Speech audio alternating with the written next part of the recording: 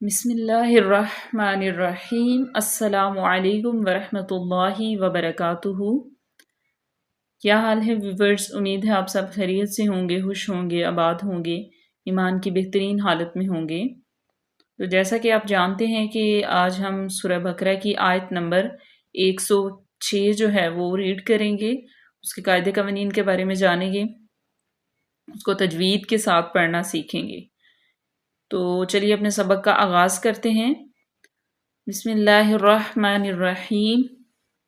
ما ننسخ، ما میم زبر الف، ما، اس کو ہم اس طرح ناک میں آواز لے جا کے نہیں پڑھیں گے بلکہ بالکل سیدھا کر کے پڑھیں گے، نکھار کے۔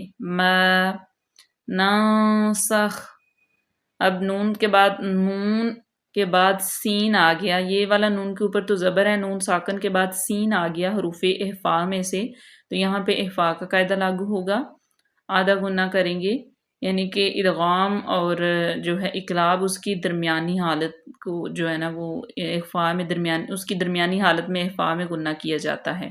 ناسخ، اب خوا کو ہم نے کیوں پور پڑھا؟ کیونکہ یہ مستعلیہ میں سے ہے، یہ مستعلیہ حروف جو ہے یہ خص، صادق، تین، قز ان کا مجموعہ ہے، یہ بھی میں آپ کو ساتھ ساتھ بتاتی چلوں۔ تو یہ سارے حرف پر پڑے جاتے ہیں۔ من آیتن، میم زیر نون من، آیتن، اب یہاں پہ میم کے نیچے زیر ہے، نون ساکن کے بعد حمزہ آ گیا، تو یہاں پہ ہم نے گنہ کیوں نہیں کیا؟ کیونکہ یہاں پہ اظہار ہوگا، حمزہ حروف حلقی میں سے ہے، تو نون ساکن یا نون تنوین کے بعد حروف حلقی میں سے کوئی بھی حرف آ جائے تو وہاں پہ ہم اظہار کرتے ہیں۔ من آیتن او نوسیہا، اب دیکھیں نون ساکن اور تنوین دونوں کی مثالیں اکٹھی آ گئی ہیں، نون ساکن کے بعد حمزہ آیا تو یہ بھی ظاہر کریں گے، یا تین تنوین کے بعد حمزہ آیا تو یہ بھی ظاہر کر کے پڑھیں گے۔ او نوسیہا، یہاں پہ بھی احفا کا، جس طرح ناسخ، نوسیہا، یہاں پہ احفا کا قانون لاگو ہو رہا ہے۔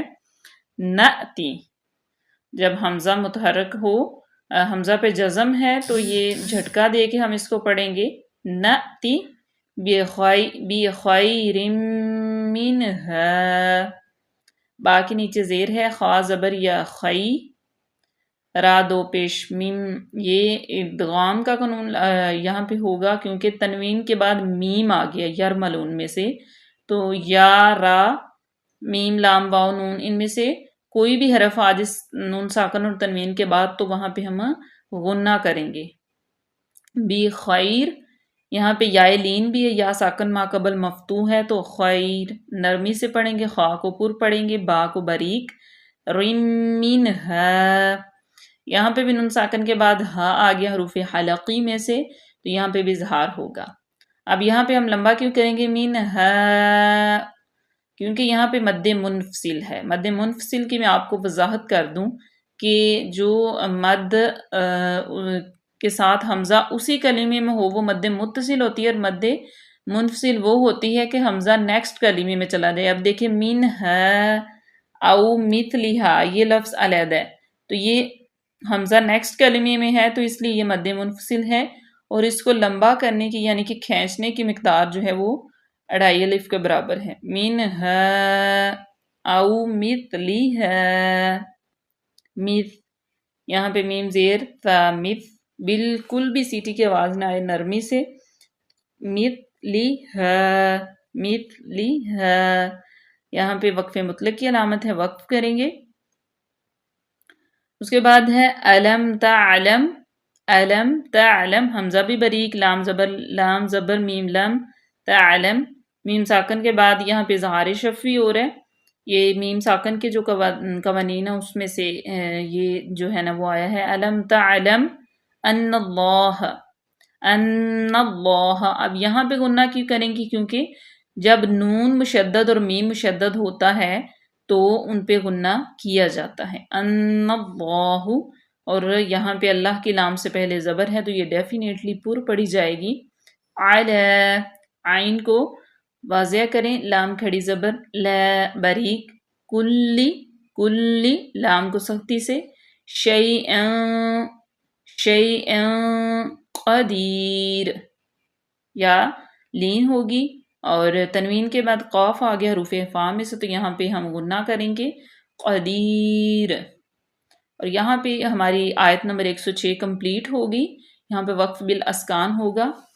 تو ایک دفعہ ہم پوری آیت کو پڑھ لیتے ہیں. پچھلی کچھ آیات ایسی ہیں جو ہم نے پوری نہیں پڑھی، تو انشاءاللہ اگر آپ پڑھنا چاہیں گے تو آپ کامنٹ سیکشن میں بتا سکتے ہیں. وہ ہم دوبارہ جو ہے وہ کسی ایک دن ایک پوری ویڈیو بنا کے تو 3 4 5 6 آیات کٹھی جو ہیں وہ آپ کے ساتھ شیئر کر دیں گے پڑھ کے کہ ان کو پڑھنا کیسے ہیں. بسم اللہ الرحمن الرحیم. ما ناسخ من آیت او نوسها نأتی بخیر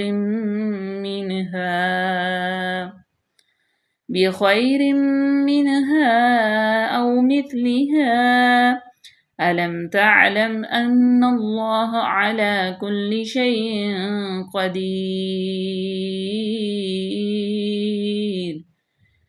ماشاء اللہ.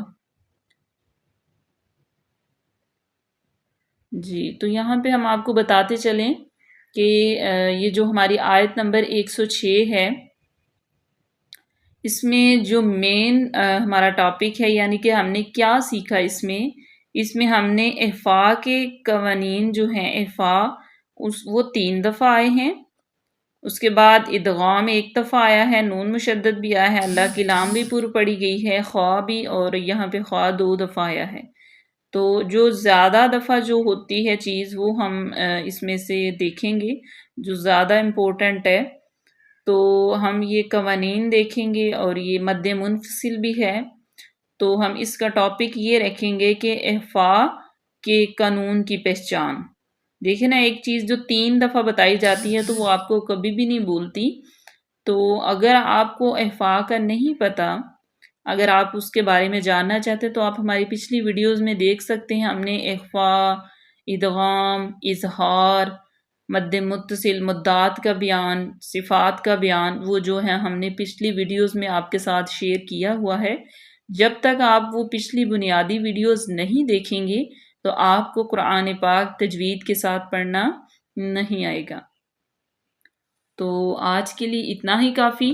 ملتے ہیں اپنی نیکسٹ ویڈیو میں، تب تک کے لیے اللہ حافظ. دعاؤں میں یاد رکھیے گا. فی امان اللہ.